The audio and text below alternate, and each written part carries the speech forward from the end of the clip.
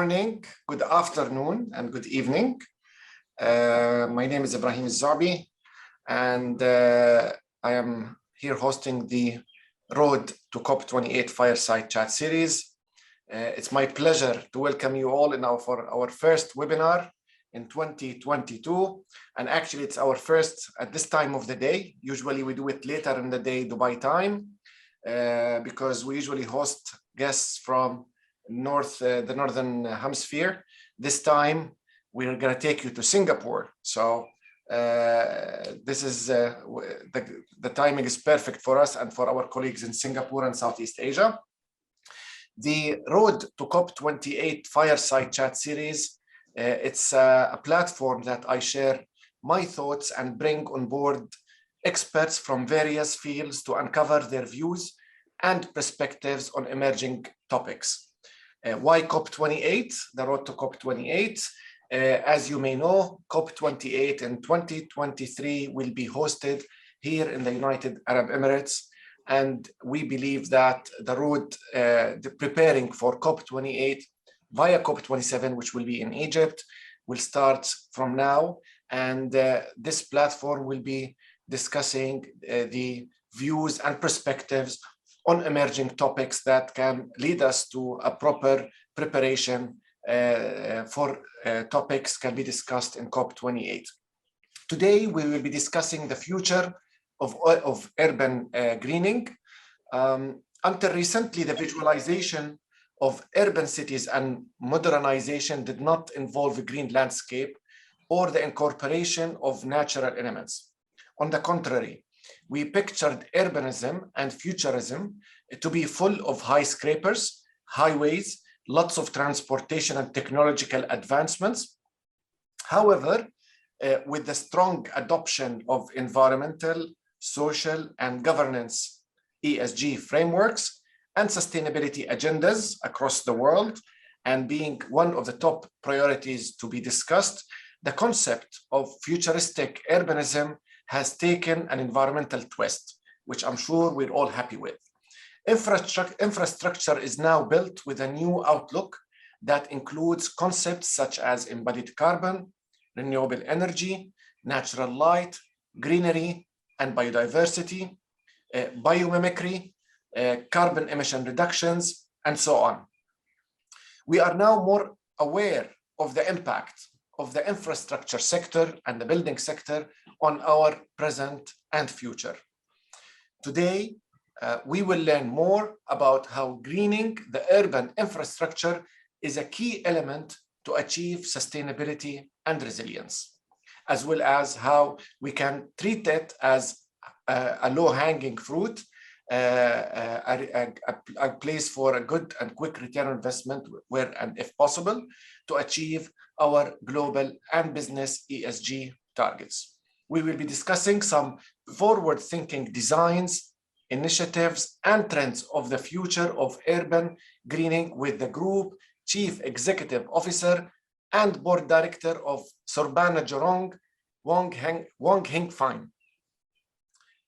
Wong Heang, or he asked me to call him HF, Mr.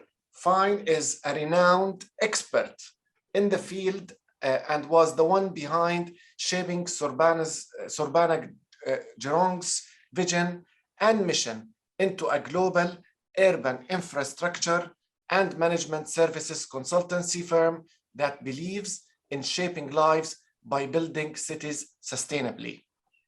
He is a board member of BCA, the Building and Construction Authority of Singapore, chairman of the advisory board of Nanyang Technological University's College of Engineering, and a fellow member and colleague of the Corporate Advisory Board of the World Green Building Council.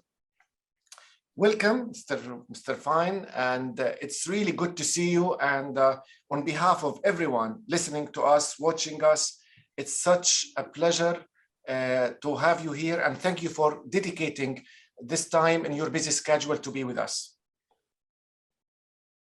Well, thank you, Ibrahim, for a great introduction, and good morning, good afternoon, and good evening to all around the world. As we approach Chinese New Year next week. I want to wish everybody on the call a happy, prosperous, and healthy Chinese New Year. Thank you very much, and I second that. Happy Chinese New Year, and I really hope we'll have all of you will have more health, wealth, and luck, and most importantly, great wellness and safety as well from what we have, the conditions we live right now. If I may start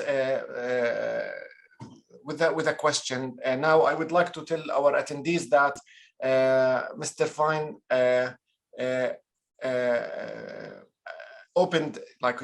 asked for an informal discussion, which means feel free to ask questions from now. I will, being the host, I think I will take the first one, but he's more than happy to answer questions as we go. So feel free to put your questions on the Q&A tag or the chat. I prefer the Q&A so I can directly see it. But I will start with the first question.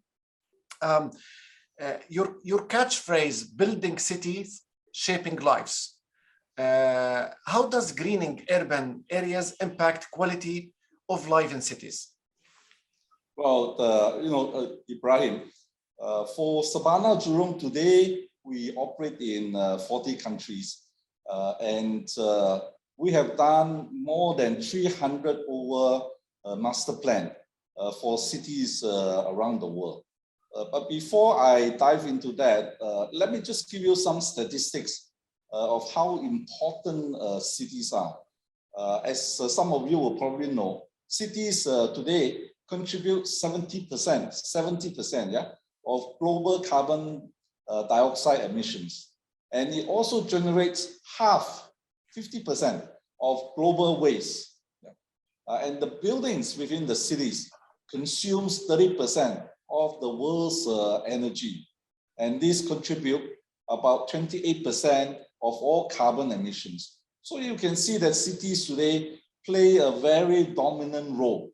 And it is really not a surprise, because cities is where economic activities are. People are coming to the cities more and more in search of jobs. Yeah. So there's an estimate that by 2050, 7 billion people around the world will live inside the cities. And this will generate tremendous pressure to intensify the land use that we have within the city. Well, and what does it mean? It means that there will be more built-up area, yeah, and there will be less space, yeah, for for water to run about. And a lot of the times when we have cities where flooding is an issue, we find that the causes of it is because the surface runoff has now dissipated.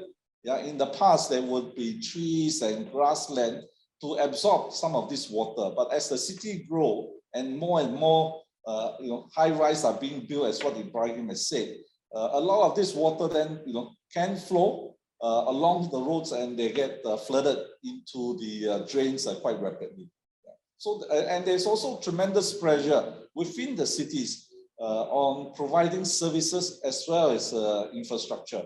And as we can see during this COVID-19, yeah, it's really in the cities that has an issue to cope with pandemic situations. And we are also gradually seeing worldwide a trend where city folks are now moving back into the suburban areas. So the greening of cities is a major problem.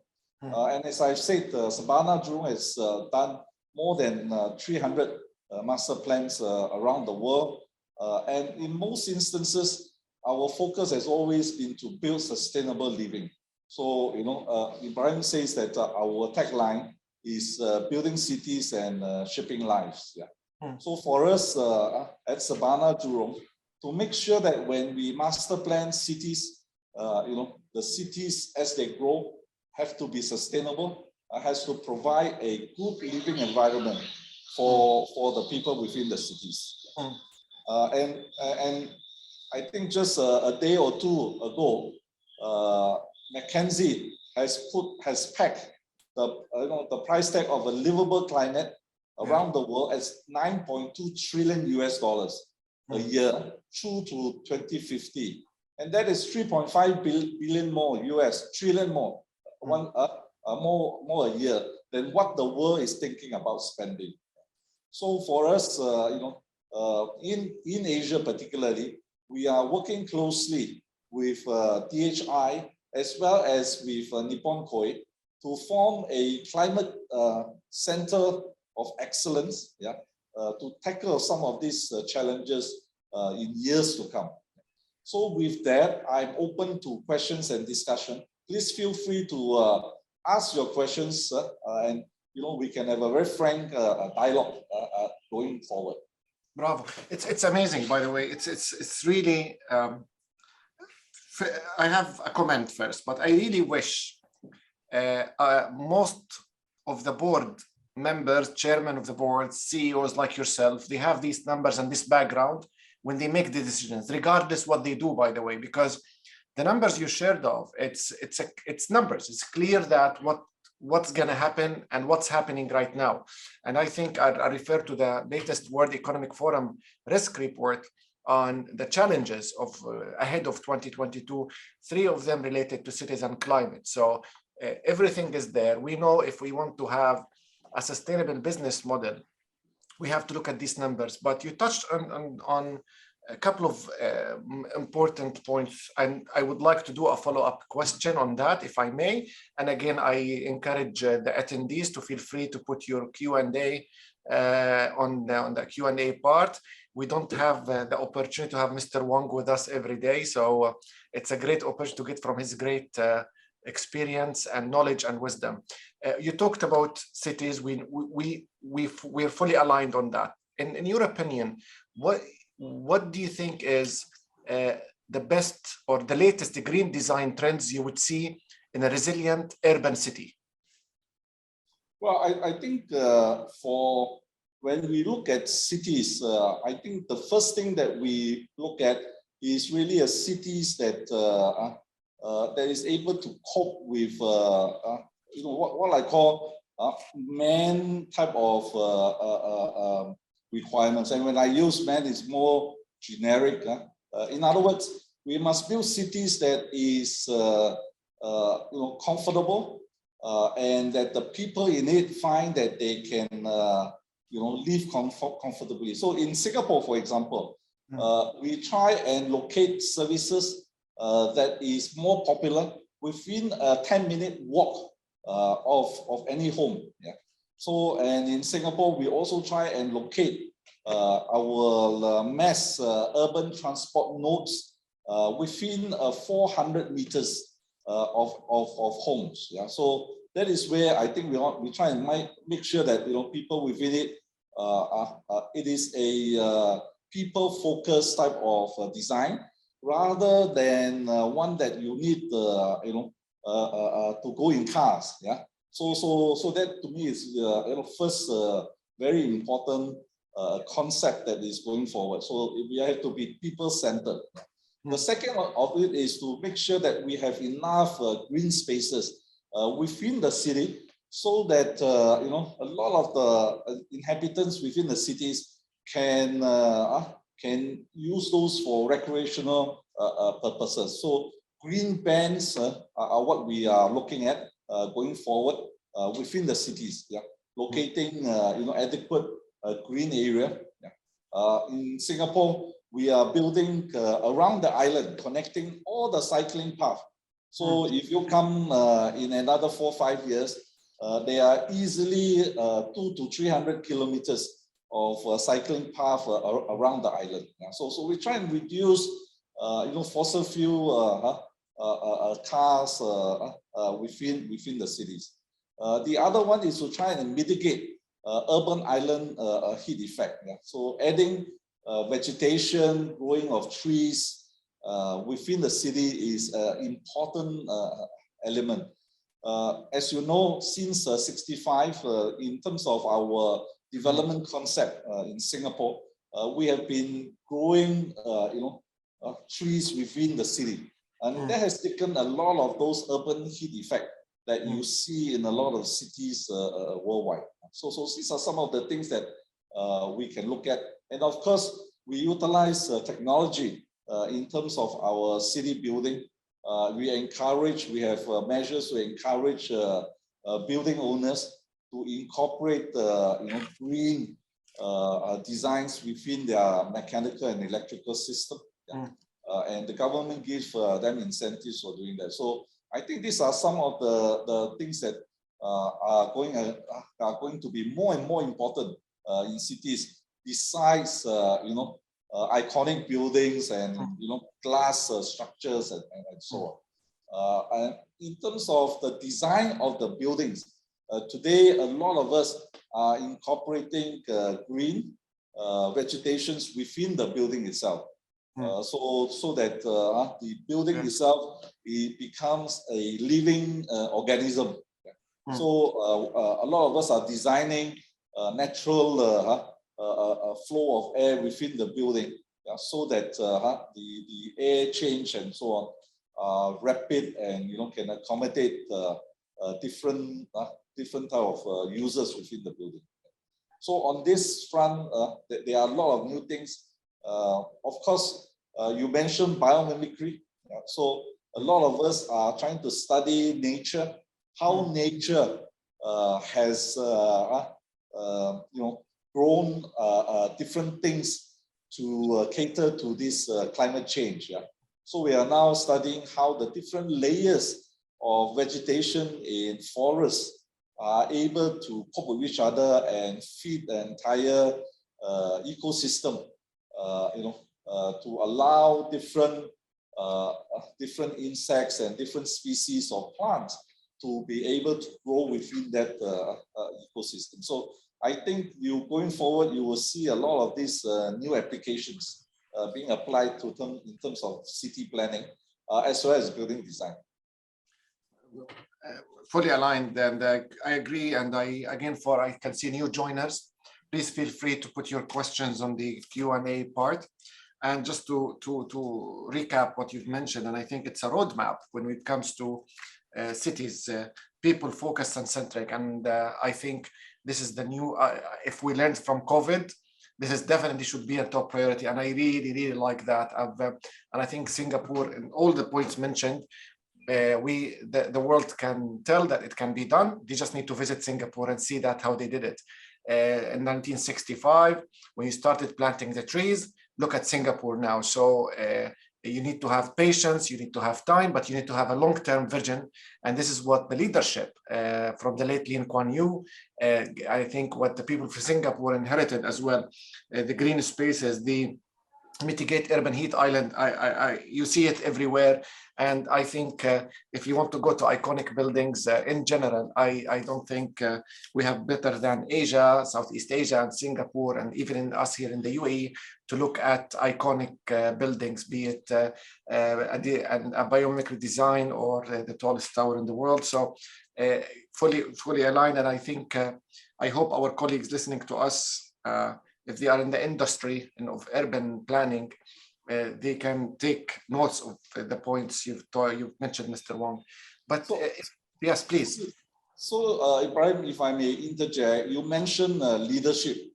I think one of the key things that I want to leave with participants, today is really that I think a strong political will to implement some of this, I would say, greening and sustainability measures, it's very important because it takes that political will to set up the appropriate standards and targets for companies and private sector to aim for, and it's a long-term journey.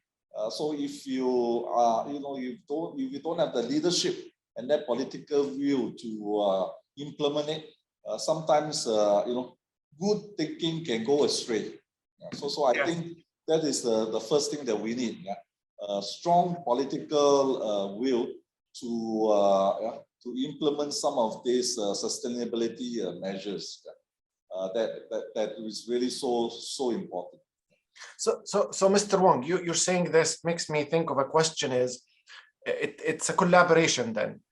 How do you see the collaboration? How can governments and the private sector work together to ensure a more sustainable future for cities. You have maybe the two hats, and maybe Singapore is definitely the exception with BCA. BCA is out, like, I know them personally, it's out of this world when it comes with progressive thinking. But if we take it Singapore as an example, and we think outside Singapore, how the public and private sector work together to ensure more sustainable cities future, people-centric mitigation, how they can, in your views, Mr. Wong? I think, Ibrahim, that in Singapore, we adopt what I call a tripartite collaboration approach. Yeah, it means government, private sector, as well as the community works together on some of these measures, and what sort of standards do we want to set, and what sort of targets do we want to meet, as a nation. And I think that's quite important in some of these initiatives, because it is hard to strike a win-win relationship. Yeah. You really need to make some choices, and you need to make some balances. Yeah. And it's only through this tripartite collaboration that you are able to achieve, a good outcome. Yeah. Because even for some of the sustainability measures, you need government to set good incentives to encourage the government, the private sector to put in the money, and and then private sector would have to take up that initiative, because it is something that the community, the people would want to achieve. So I think the three sectors needs to come together to achieve that, and I think in Singapore we have found that it is probably the most appropriate, and that you can adopt to achieve a win-win type of relationship. So I would like to propose that a tripartite type of collaboration be done to ensure that we can make cities more sustainable going into the future. Tripartite collaboration, that's very, very interesting. And I think I have more questions, but I'm going to take some of the questions, if you don't mind, from the attendees. I started seeing questions coming in. If I don't mention the name, it means the attendee decided not to put his or her name, so it's anonymous. Hello, and thank you for sharing your insights with us, Mr. Wong. What do you think are the features of cities that are resilient to climate change? Well, I think you have now seen the impact of climate change across the world. I think in the last 1 year, 1.5, we have seen major cities flooding. Yeah, we have seen how cities are not able to react to pandemic situations. So I think going forward, you will see a lot of activities, a lot of action plans by cities to move towards a more resilient sort of structure, and I think this will be a growing trend. I mean, particularly nowadays, a lot of new projects that needs financing.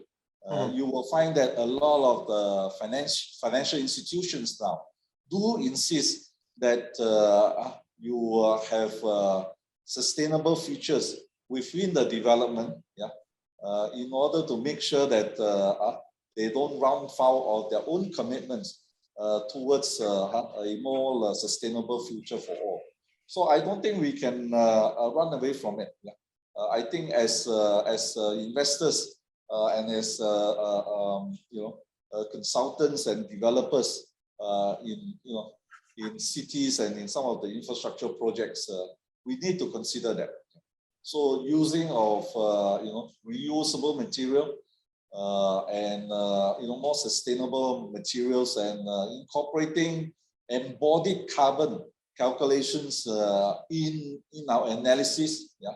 So not the scope 1, just the scope 2, but the scope 3 carbon content would also be important. So I don't think we can escape that, and I think this is important. Yeah. because without this conscious push by government, private sector, and the community, I don't think we will be able to meet some of those targets that we have set, for during the COP26 meeting. I really like it when you said we cannot run away from it and we cannot escape that, and pay attention for the attendees. This is the CEO and chairman and board member saying that. It means it shows you the business direction, and for sustainable finance is the way forward. I am fully aligned. I have another question from one of the attendees. Are there ways in which greening urban areas participate in the reduction of socio-economic inequalities within cities? That's a good question, actually.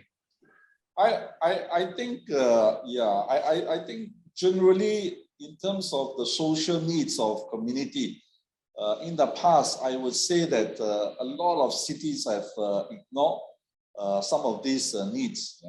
And I think gradually as the cities now grow, and as we try and combat pandemic situation, I think the social needs of communities within the cities are getting more and more important. And I think even in built-up areas, we really need to consider how communities' needs are being met when we plan certain development. So I think the world has changed substantially as a result of the pandemic, and the social needs and the social impact upon city in terms of development are gradually being more and more appreciated.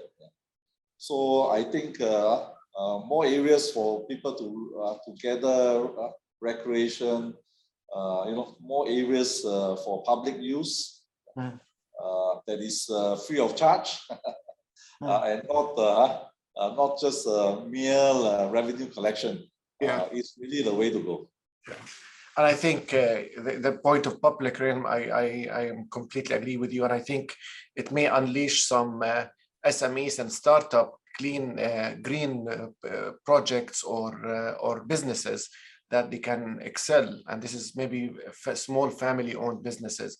So another question, and this is, I think, a bit of a design issue. Some think that sustainable urban transformation can be thought of as a design problem on a large scale.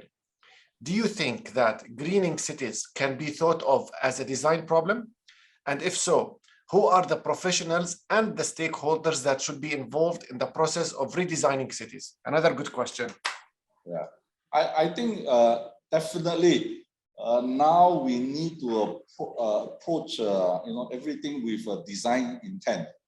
In other words, we need to study who we want to design for and what is the functions that we are trying to achieve.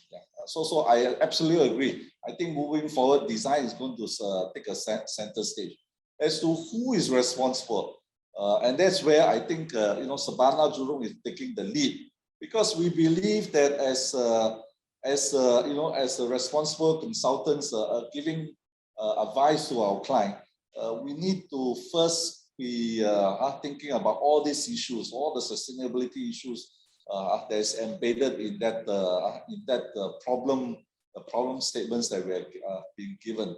So as an integrated and multidisciplinary consultant, today we are able to offer a complete solutions for our client, and that's the reason why when we were formed 7 years ago, we started with this concept of having a consultancy house that is multidisciplinary, because we wanted to make sure that we envelop all the skill set that is required in order to offer our clients a sustainable and a really affordable type of solutions for our clients. So I think at the crux of it, consultancy house like ourselves needs to take the lead, and provide good advice to our investors, to our developers, to our government, insofar as what is required and what can be done to make the solutions sustainable. Perfect. I can see more people joining us now, and so please feel free to put your questions. We are so lucky to have with us today Mr. Wong Heang Fine, who's amazingly answering the questions and sharing his expertise and wisdom and knowledge with us when it comes to sustainable urbanism and future urbanism. I have more questions here, if I may. I have more questions, but it seems that attendees have more questions as well. So I'll give them the priority this time. This is from Anonymous. There is an increasing emphasis on the role of cities in regards with advancing sustainable development. Why do cities play such an important role in that respect? Well, I think, Ibrahim, cities, as I say, are very important because they are centers of economic growth, and it is an area where people come to get good jobs, and good pay and so on. So I think you will find that going forward, the development of cities into mega cities and cities which is 10, 20, 30 million type of population is going to be the norm. And we cannot run away from it. So I think, and that's why, for us, we need to focus really on, how to make these cities sustainable, and how to make sure that, a lot of the ill effects of cities, such as, inefficient services, and you need to travel long sort of traffic jams in cities and so on. All this needs to be elevated. So to us, really, going forward, it will be a big challenge. And as I said, there will be therefore a lot of cases where we need to make compromise. We need to balance, what is needed, what is achievable. And balance this over time to make sure that we have a gradual process of change. So this is where I think the challenges for master planners like ourselves, who helps government and investors to develop cities and to develop iconic buildings within cities, have to really stretch our capabilities to come up with new solutions. So some of the things that we are doing are looking at whether we can incorporate vertical fish farms within cities.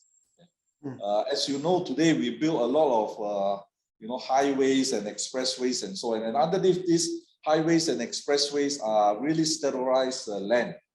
So we are now gradually looking at whether we can put fish farms underneath some of these highways. So in future, if you are successful, you will not need to, be buying frozen fish. You will probably be able to buy live fish within the cities.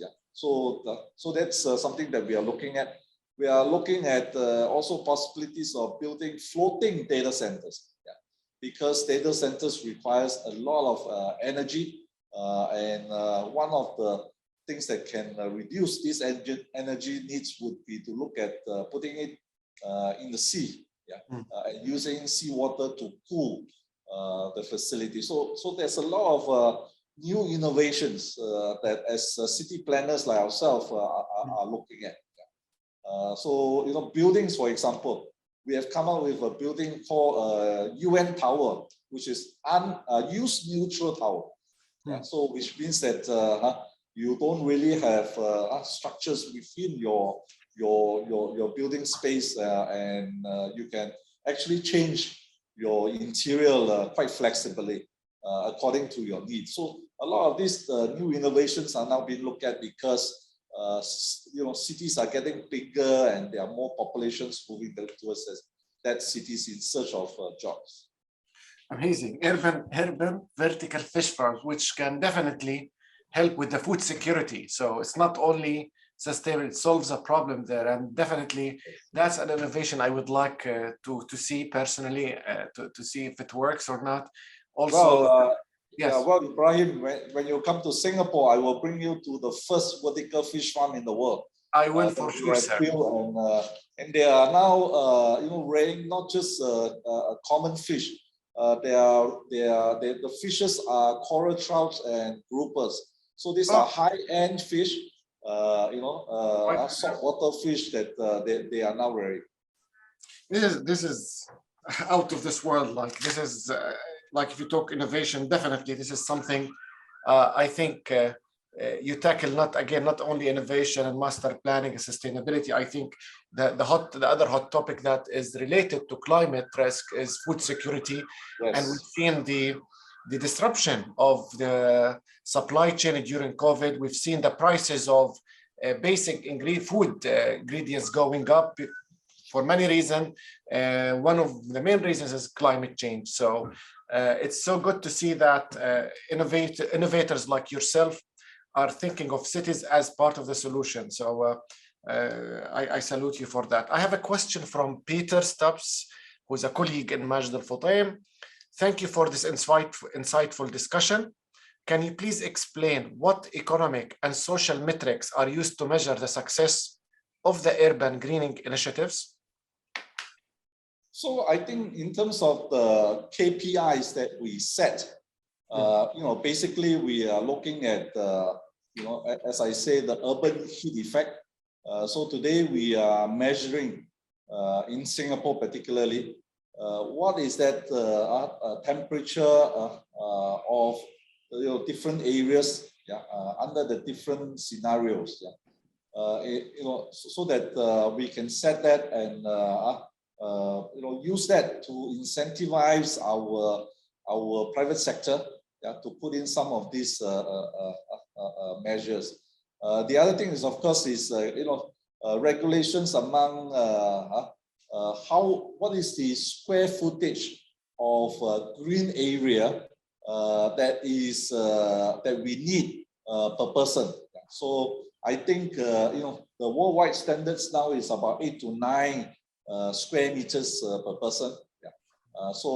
So that we can then within a particular area be able to measure what is the size of that greening that is required as part and parcel of the approval processes. So to us, some of these KPIs and metrics are in there to achieve that. So we don't really just look at what is the investments that they're putting in terms of the development for that particular site. We're also looking at some of these intangibles, things that they are doing. Very, very good, and clear KPIs, measurable, and I think you can also revisit as well and even maybe raise the bar with these KPIs. And I'm sure, I hope Peter and the team took notes of that. I have another question from one of the attendees. What are the steps that companies can take to protect their assets and communities in the cities that are facing important climate risks due to sea level rise? Well, I think rising sea level as a result of climate change is really a national issue. It just cannot be tackled on a certain size of development. As an entire nation and entire cities, you need to look at that collectively. So just to give you an example, so today in Singapore, we have studied how a 5 meters sea level rise will impact the entire island. So we have simulations on that. And we are also experimenting with a few mitigation measures. One of which today, we are building a piece of land in the sea, which is below the sea level. So we are working with DHI to go and create this little island, which is below the sea level, and it has got dikes around it.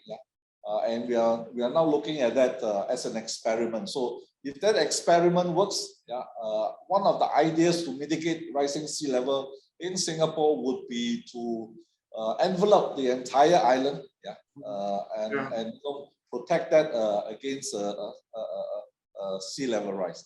So in my view, sea level rise is really is quite a national problem, and for that reasons, it is also one of the challenges that we want to tackle, and that's why we got together with DHI and Nippon Koi to set up a center of excellence here in Singapore to look at what we can do for cities going in the future regarding rising sea level.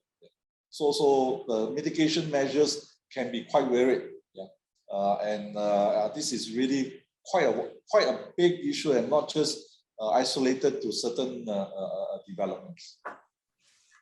Again, and talking about innovation, this is something as much as some maybe it's simple, but I think I was also looking at the WIF report, looking at some cities that will be under the sea level soon, and they talked about cities like Bangkok, like New Orleans, even Basra in Iraq. So they were just looking at the worst case scenario, and it seems some of them are already under the sea level, and some of them, even the governments, are trying to think of moving the capital to somewhere else. So, well, I think Ibrahim, if you look around the world, most of the major cities are built near the mouth of the river, or near some sort of a water body. Yes. And that's natural, because if you look at human civilizations and so on, we tend to gravitate towards the water. And I mean, I just saw a report that some of the Australian prime properties that are nearing the shore are under threat because of rising sea level.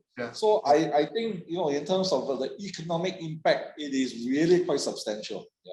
And that's why I think this is one of the key areas for a lot of cities and governments to concentrate on, because most of your wealth and economic activities of these cities are really going to be threatened. Absolutely, and the economic impact is happening now, and you don't need to make it even worse with that for not thinking of how can I mitigate that. I have well, so far I cannot ask my questions. I have that these are asking good questions, better than mine. And now we have a question for you, Mr. Wong. On they are asking, can you share with us some of the lessons you have gathered throughout your career from working on your field and as well as in sustainability sector? I think one of the key challenges I find in our industry is really the willingness to adopt new technology or new things that haven't been tried and tested.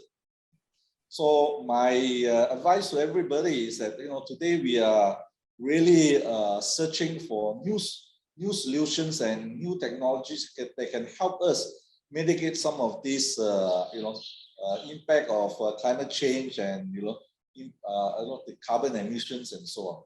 I'll just give you an example. Low carbon concrete, for example.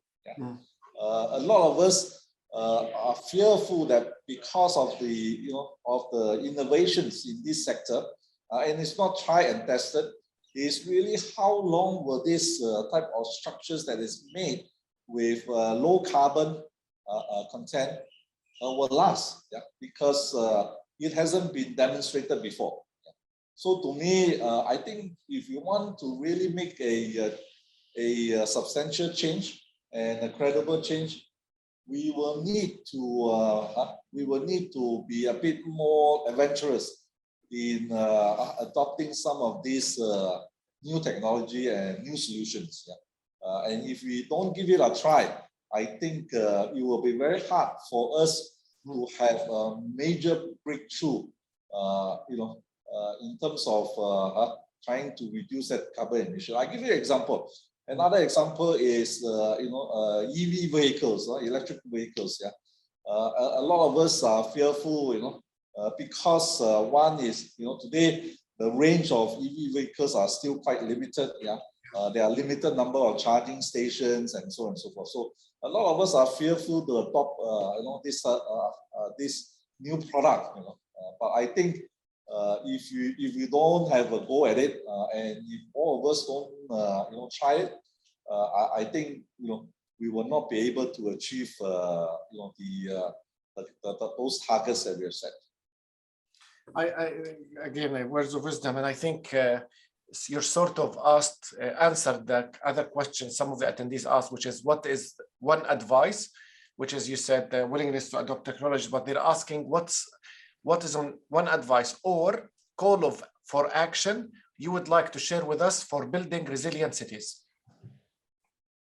I think this is a community approach sort of a subject, and I think if as a community we all come together and decide that yes, despite the difficulties and the possible increase in cost, we are going to adopt some of these measures, and therefore bring this requirement to our government, and pressure the various governments to also take action. And I think that really is something that we need to do together. If we just leave government and private sector to do it, it may not be enough. And therefore, I think the biggest push will have to come from the community. So I would urge, and I really think that the community needs to have a greater voice in this respect. And they should. Communities should have a greater voice. Can't agree more. I will ask now a question I have prepared. So, you have completed master planning for in over 30 countries, which is amazing. Can you tell us more about this and what obstacles you faced when you try to adopt the same strategy in different cultures, or you changed the strategy? I don't know. Can you share with us this experience you had, please? Okay, I think our experience that we've gathered, through master planning of all these, cities around the world, has been that while there is a recognition that a good planning are required. I think most of the time we find that the software, in order to implement some of these planning requirements, may not be there. So I would think that, and my advice really to a lot of city governments, mayors and governors is really that besides getting a good master plan together and and all the planning thing, you really need to build up the software, the implementation, the how do you execute that? How do you approve the plans, and how do you push through some of this? So I think most of the time our challenges is really in getting our clients, whether it's city government or federal government, to really set up that capability and to develop those capability to implement the planning that we have given to them. So I think really the software is equally important as the hardware. Absolutely. I think this is important for attendees or for companies working in different regions, different cultures. If the main software is clear and important, I think you can adjust. I'll ask the last question. I really appreciate their giving us all this time. So the last question for the day from me will be, it is relatively easier, Mr. Wong, to adopt urban greening when you are building a new city or even a new building. But if we look at the global south, or even global north, like cities like New York, for example, or Paris, or how do countries or such cities that have built most of their infrastructure in previous decades, where such concepts that time were not sustainability concepts, were not a priority, how can they catch up or jump with us in this movement, which were people-centric, green spaces, mitigate the heat islands. So in your view, how they can catch up, how they can revisit the cities to be aligned with the points you've mentioned? Well, as I said, I think, for existing cities, and especially cities with decades, sort of history, they will face tremendous pressure to implement, greening. But I think there are ways to do it. I give you an example. They can green up the rooftop, for example. Yeah, and that can be done. Yeah, yeah. And they can, and they really need to make some very basic choices. For example, reducing the traffic lanes. Yeah, and I think it will come. I think implementing a citywide public transport, and looking at new ways, electrical. Today we have autonomous vehicles and so on and so forth. So changing that, of course, it requires investment. Yeah, so you need to make some trade-off where you spend the investment dollars, going forward. But I think, if, as I say, if there's a strong political will from the city and from the community, I think this can be done. Yeah, I think we have seen how very successful, rejuvenation of certain parts of the city have taken place. Take London, for example. The rejuvenation of King's Cross has been very successful. Yeah. So I think there are already some models where private sector and government or city level can come together and make things happen. And that's where I would like to reiterate that the tripartite formula is really the way to go. Yeah. So the government deciding to do it, the private sector thinking of ways that can be done, and the community deciding what is important for them and prioritize them, because you really cannot have everything in one go. So really to prioritize some of these needs, I think that probably is a solution. I think if cities can adapt with the new technological innovations, be it in transport, be it in delivery, autonomous vehicle, I think it's a common sense, as you've mentioned it yourself. We cannot run away, we cannot escape that. It makes a lot of sense for cities to adopt that. I've seen a question from Farah Yassin, and that question is for me about my views on greening the desert areas with hot, harsh climates. Do you feel that including natural elements is done purely via greenery? Any interesting examples to share?